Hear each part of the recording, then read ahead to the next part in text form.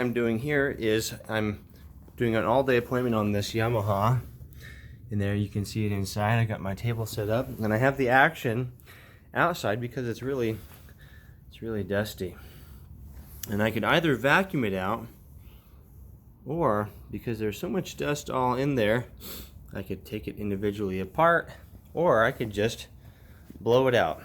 And so that's what I'm doing here, is reversing my vacuum and blowing it out. Of